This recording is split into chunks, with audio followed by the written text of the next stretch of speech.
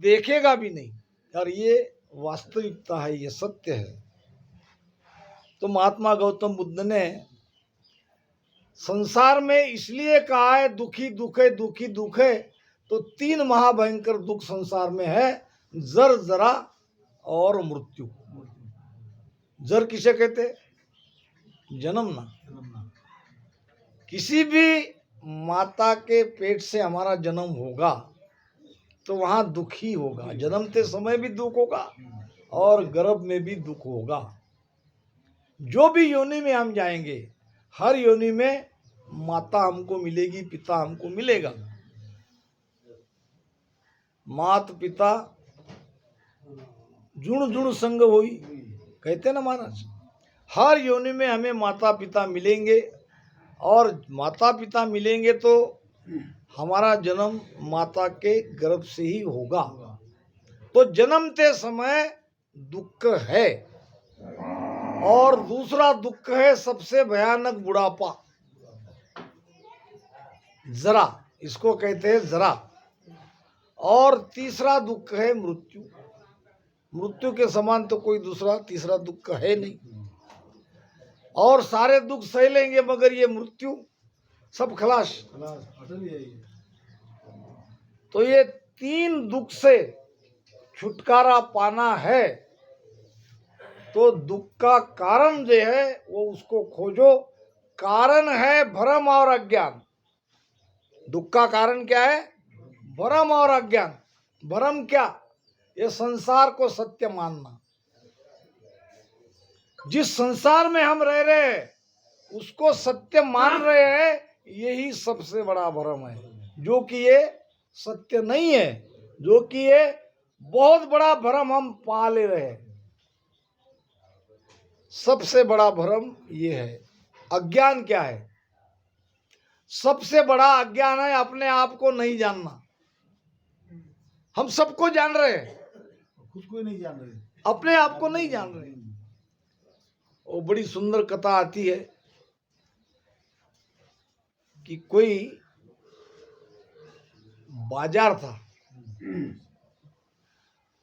और बाजार के गांव में इस गांव के लोग कुछ धंधा पानी करने के लिए जा रहे थे। हर हफ्ते में एक दिन आता था और वो एक दिन वो सब जाते थे दूसरे गांव में जहां बाजार लगा। वहां बीच में थी नदी। अब जब नदी पार कर रहे थे तब उन्होंने गिन लिया। गिनती में थे सब वो 10। अब नदी में पानी इतना इतना था, इससे भी ज्यादा था। जैसे तैसे नदी पार करके बाहर निकले तो उनमें से एक ने कहा कि भाई पहले कोई हमारा नदी में बह के चला तो नहीं गया, क्या पता बारिश पानी ज्यादा है, तो गिन लेना चाहिए। तो खड़े रहो एक लाइन में। गिनने वाला अलग एक लाइन में खड़े रहे। 10 तो आए थे। 1 2 3 4 5 6 7 8 9 खत्म।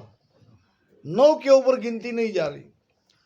फिर विचार किया भाई हम तो 10 आए थे, फिर हम तो 9 ही यहाँ पे गिनती हो रही है, एक कहाँ गया? खुद को नहीं बेचारा। और वो एक गया कहाँ? कौन है वो एक? तो दूसरे ने कहा तुम्हारी गिनती गलत है, तुम यहाँ खड़े रहो लाइन में, मैं गिनता हूँ। उसने गिना 1 2 3 4 5 6 7 8 9। गिनती उसकी भी आई 9। अब तो प्रमाण हो गया। पहले वाले गिनती ने कहा कि 9 और दूसरे वाले ने कहा 9, एक चला गया। अब वहीं उनका रोना पीटना चालू हो गया। अब कौन गया ये भी नहीं सोच रहे, गया कि नहीं गया वो भी मालूम नहीं, ये भी मालूम नहीं, क्योंकि अज्ञान। अज्ञान अवस्था। उनके अंदर क्या था? अज्ञान था। अब दूसरा कोई व्यक्ति आया, उन्होंने देखा 9-10 लोग रो रहे हैं। अरे भाई क्या हुआ? हमारा एक आदमी नदी में बह गया। अरे कैसे, क्या हुआ? ढूंढना चाहिए था, आप कहाँ ढूंढे? वो तो बहुत देर हो गई। अच्छा तुम कितने लोग थे? हम 10 लोग आए थे। अब उसने देखा ऐसे 10 तो दिख रहे। अच्छा, और तुम्हारा एक आदमी गायब? नदी में बह गया, जरा मुझे गिनती करके बताओ तुमने कैसे गिने। अब जैसे पहले गिने वैसे उन्होंने, अब इसने समझ लिया कि इनके अंदर अज्ञान है, क्योंकि हर एक लोग अपने आप को भूल रहे थे, दूसरे की गिनती तो हो रही थी, खुद की गिनती नहीं हो रही थी। और फिर उस व्यक्ति ने उन सबको एक लाइन में खड़ा किया, सबके माथे पर ऐसे मारा, 1 2 3 4। अब वो तो 10 तक जाएगा ही जाएगा। अरे हम तो 10 ही गए। अरे भाई पहले भी आप 10 थे, मगर आप अपने आप को भूल रहे थे। तो संसार में सबसे बड़ा अज्ञान अगर कोई है तो अपने आप को नहीं जानता। इससे बड़ा अज्ञान कोई दूसरा है ही नहीं। अपने आप को जानने का मतलब ही भक्ति करना है, स्वस्वरूप में हमको मिलना है। जब लग स्वरूप न चीने कोई, तब लग सुखिया हुए नहीं कोई। महाराज ने एक नहीं 2 प्रमाण दिखाए हैं। एक गधा हाथी का सब जानते हैं। क्या उस राजा के हाथी ने उस भूले हुए गधा हाथी को कोई मंत्र दिया, कोई ज्ञान दिया? अच्छा, मंत्र ज्ञान देते, बहुत उपदेश किया, बहुत समझाया कि तुम हाथी हो, मगर वो मानने को तैयार नहीं। उनके अंदर तो भ्रम था।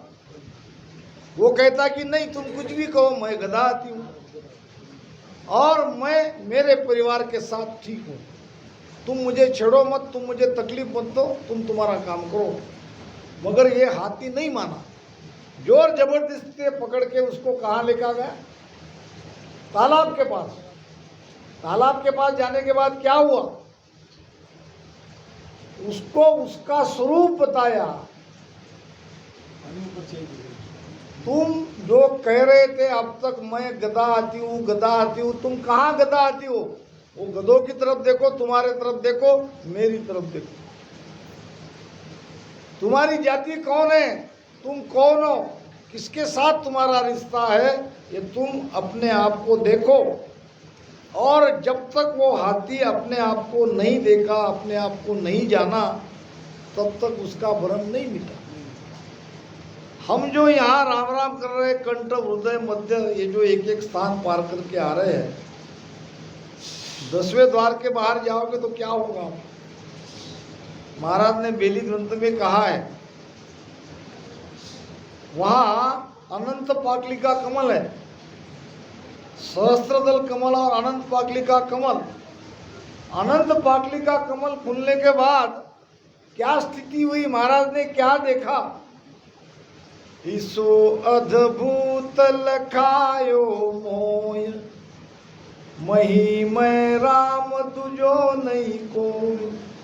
कितनी आश्चर्यचकित बात है। जिस राम को ढूंढ रहा था, जिस परमात्मा की खोज अभी तक चल रही थी, और ज्ञान में संतों के वाणी में यह बताया कि 10वें द्वार के बाहर सहस्त्रदल कमल के बाहर, 1000 पाकली के और अनंत पाकली के कमल के बाहर तुम जाओगे, तुमको परमात्मा मिलेगा।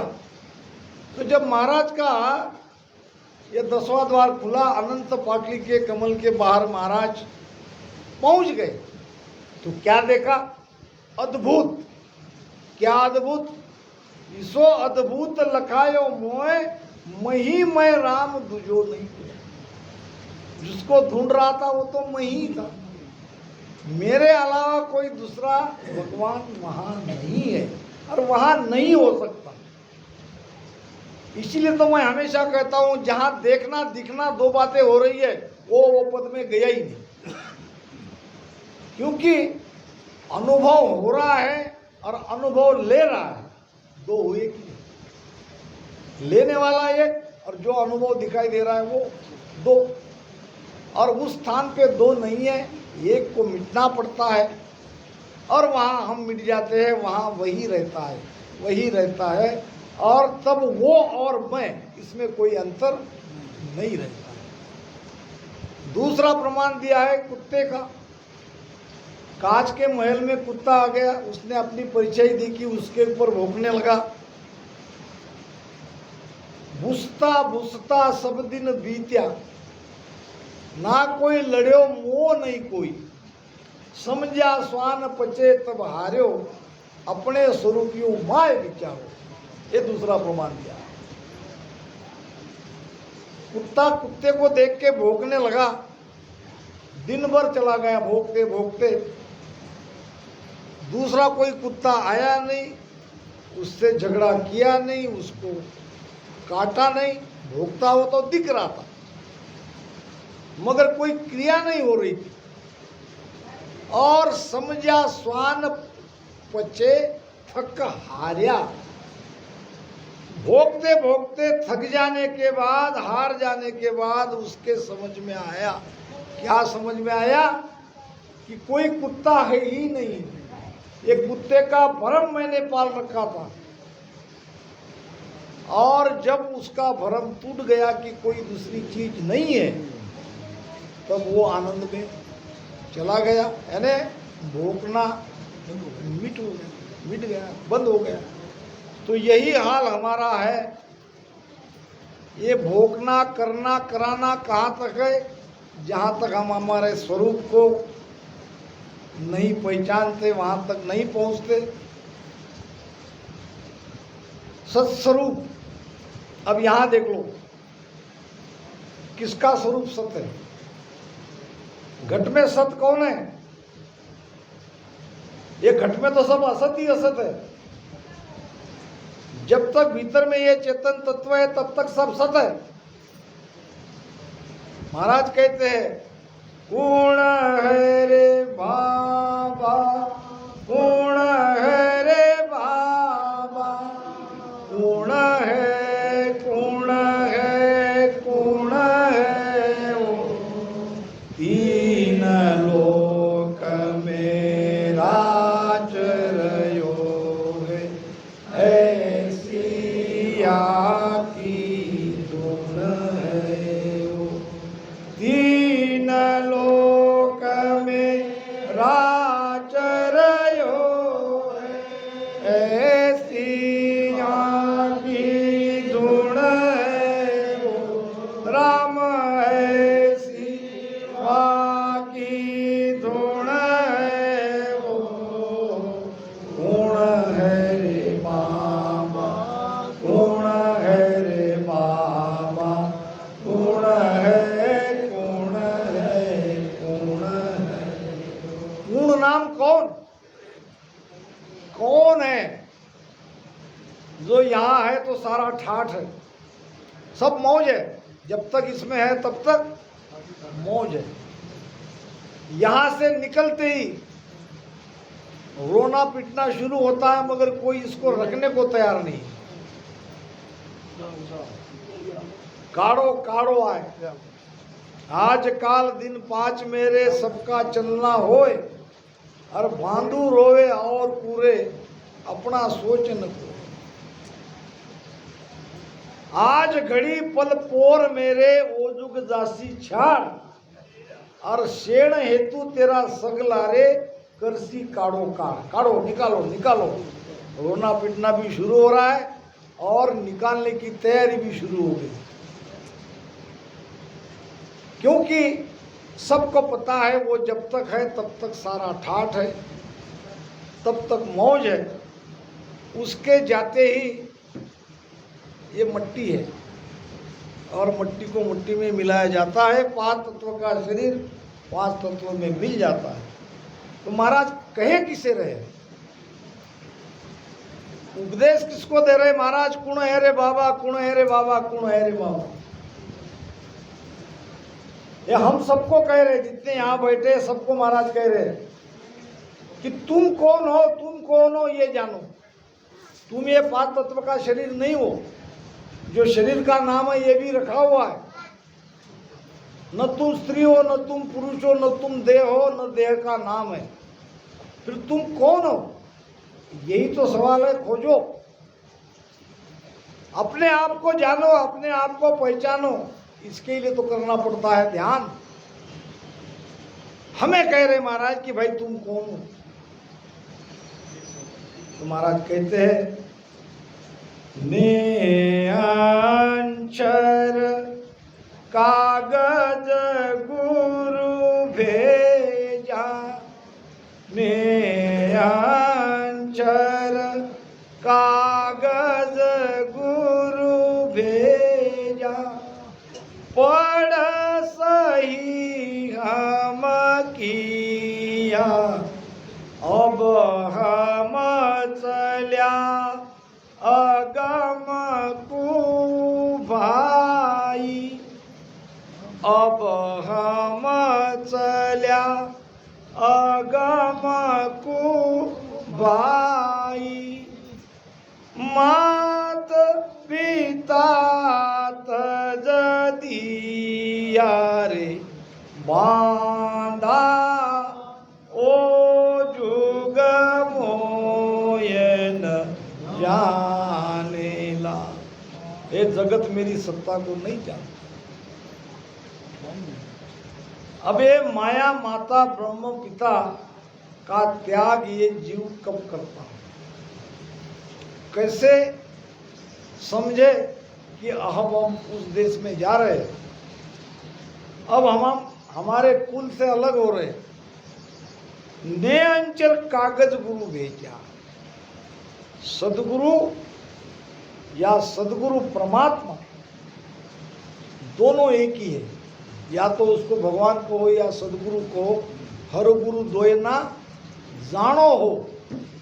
गुरु और परमात्मा दो मत जानो, जानते होगे तो आपकी मर्जी, क्योंकि ये चीज दो नहीं है, ये एक ही है।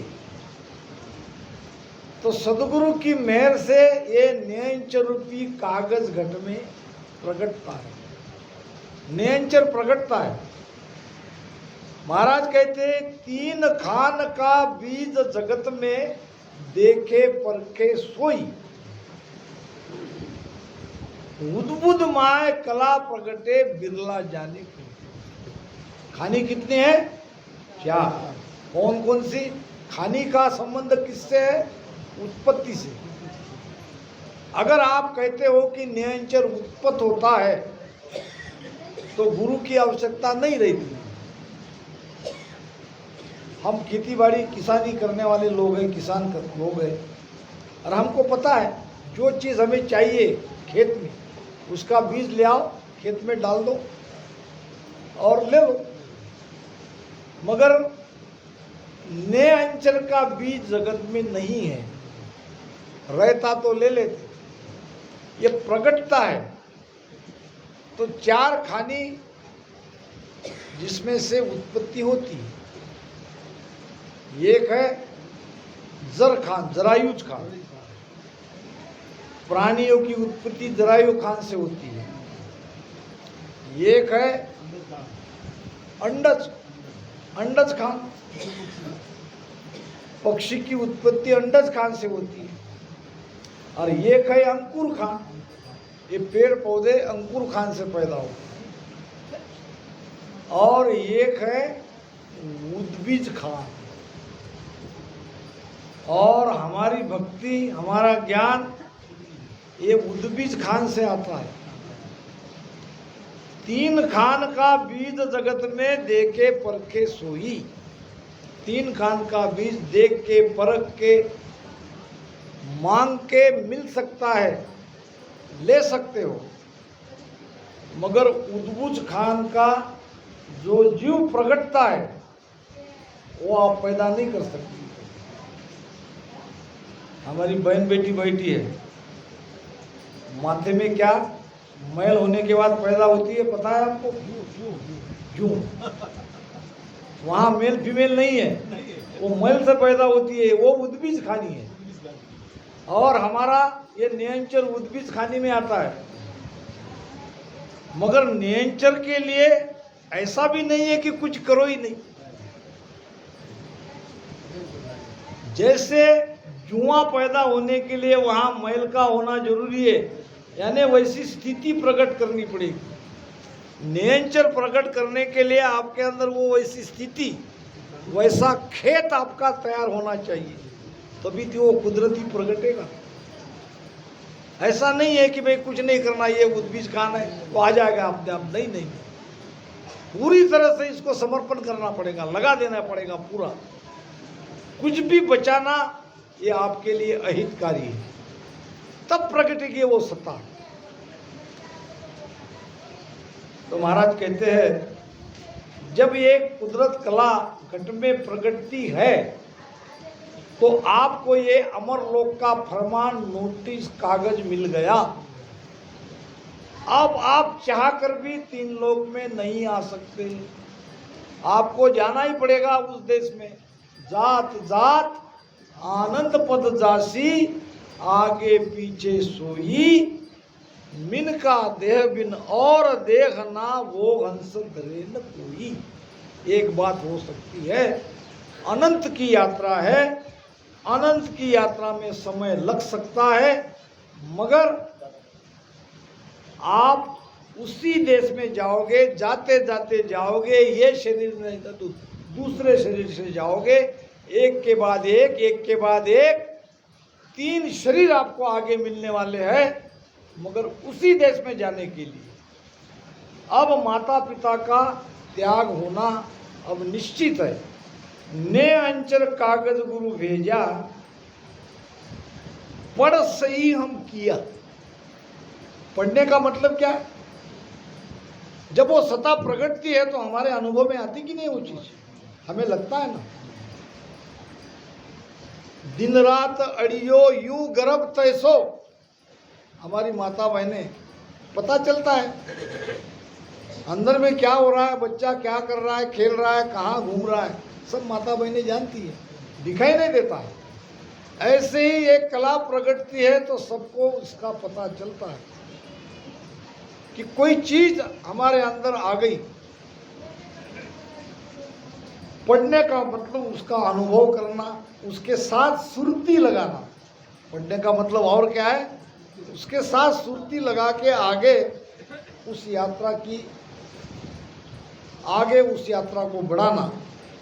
अब हम चले अगम को भाई, अब क्या कह रहे महाराज, जब ये सुरती शब्द के साथ लग गई, भजन होने लगा, एक एक स्थान को पार करने लगे, भीतर में समझ आने लगा, तो अब किसी पंडित जी को पूछने की आवश्यकता नहीं कि हम कहाँ जाएंगे, हम तो अब उसी देश में जाएंगे। हमारी यात्रा शुरू हो गई।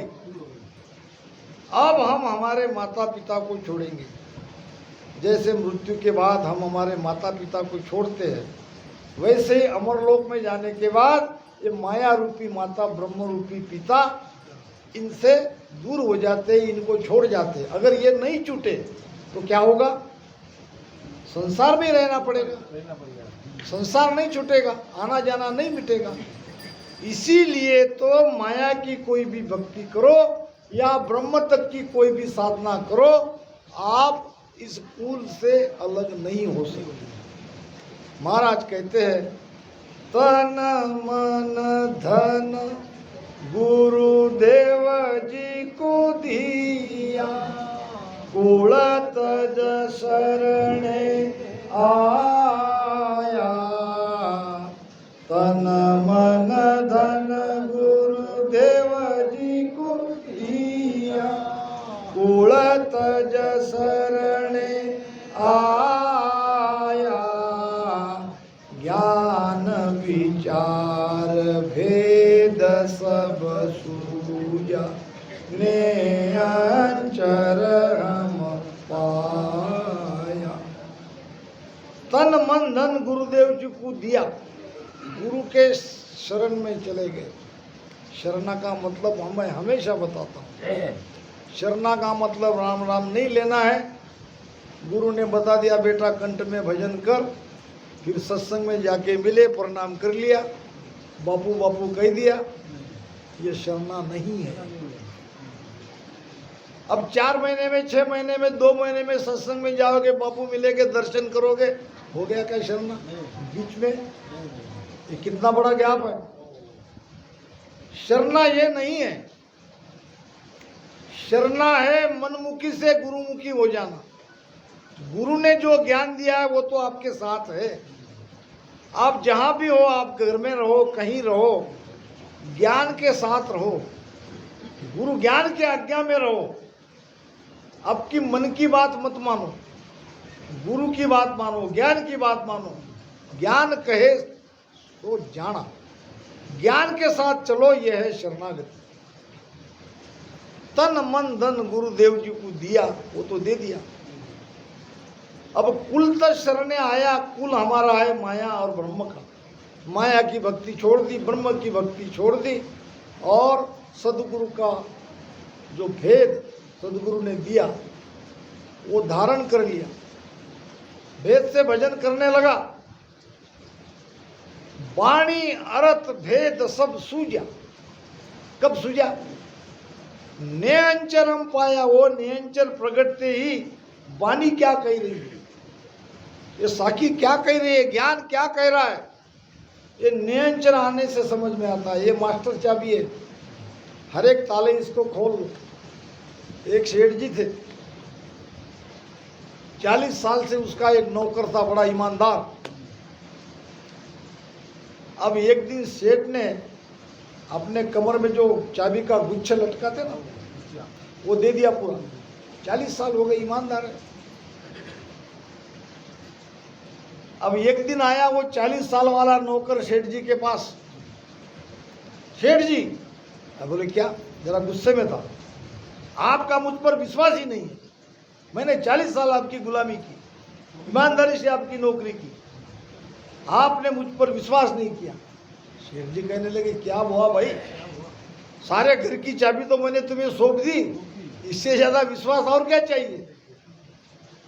शेठ जी, मैं ये कह रहा हूं कि तुम्हारा मुझ पर भरोसा नहीं, तुमने मुझे सारे घर की चाबी सौंप दी, मगर इसमें तिजोरी की चाबी कहाँ? तिजोरी की चाबी इसमें तो नहीं है, बाकी सारी चाबी दे दी, तिजोरी की चाबी? तो तिजोरी की चाबी ऐसे थोड़ी कोई किसी को देता है। ये नियंचर मास्टर की चाबी है। ये अपने आप को, स्वयं को ये प्राप्त करना पड़ता है। अगर गुरु के हाथ में देना रहता तो क्या होता? गुरु पहले अपने बेटा बेटी को दे देते, दूसरे को तो बाद में देंगे। ऐसा होता क्या? नहीं हो रहा है ऐसा। उनके हाथ में नहीं है देना। हाँ, आप चाहे तो ले सकते हो। कैसे? तन मन धन गुरुदेव जी को दी। ये ज्ञान को, ये सत्ता को, इसको तन मन धन देना है, इसमें तन मन लगाना है, सब कुछ इसमें दे देना है। और माया ब्रह्म के ज्ञान को छोड़ना, ये कुल को छोड़ना है। और जब ये करेंगे, भजन करते रहेंगे, तब वो सत्ता प्रगटेगी, नियंचर प्रगटेगा। नियंचर प्रगटेगा तो आपको सारा ज्ञान समझ में आएगा। तो महाराज कहते हैं कि अब हम चल्या अगम को भाई, और मात पिता तज दिया। माता पिता को छोड़ दिया तभी तो मोक्ष होगा। माता पिता का साथ जब तक है तब तक उस पद में नहीं जाएंगे। सुर गुण बालक बुद्धि सकल ये ज्ञानी, बालक बुद्धि सकल ये ज्ञानी, माता पिता कोई जाने, सुर गुण निर्गुण में सब भीना, सुर गुण निर्गुण में सब भीना, बेदर भेद बखाने, बांधा ओ जुग मोये न जानेला,